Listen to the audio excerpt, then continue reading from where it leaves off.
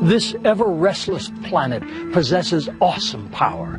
It can move mountains, divert the course of mighty rivers, and transform millions of square miles of dry land into a vast, simmering swamp. How did millions of years of rotting vegetation in just such a swamp turn into America's most abundant source of fuel?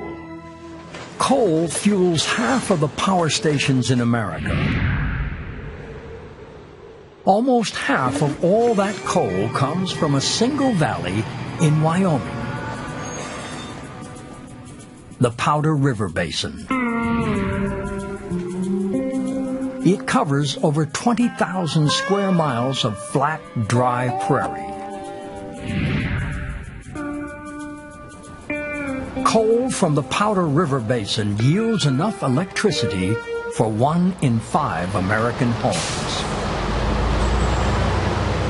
It's nice to be able to help millions of people out, you know, in their daily life, so they can see at night. Alarm clocks can go off in the morning. They can fix their breakfast. Dennis Rogg operates a shovel that loads the mine's gargantuan trucks. Each one holds 250 tons. There's about 35 ton of coal in that bucket.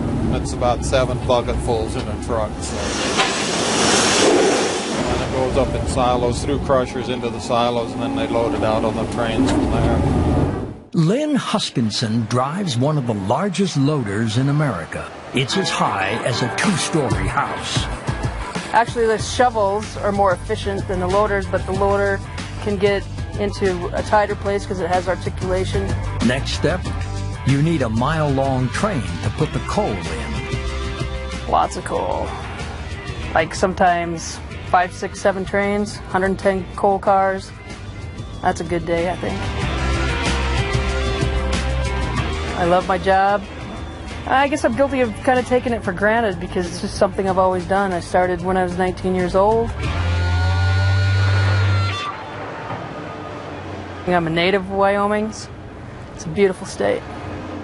Coal was created here 55 million years ago. Back then, this place looked very different.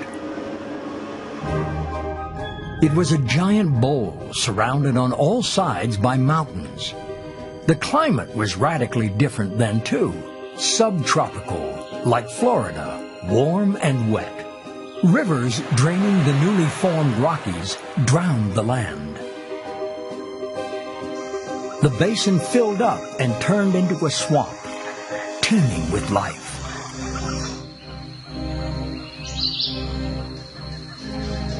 You won't find them in Wyoming today, but back then there were alligators, flamingos, and the ancestors of today's redwood trees.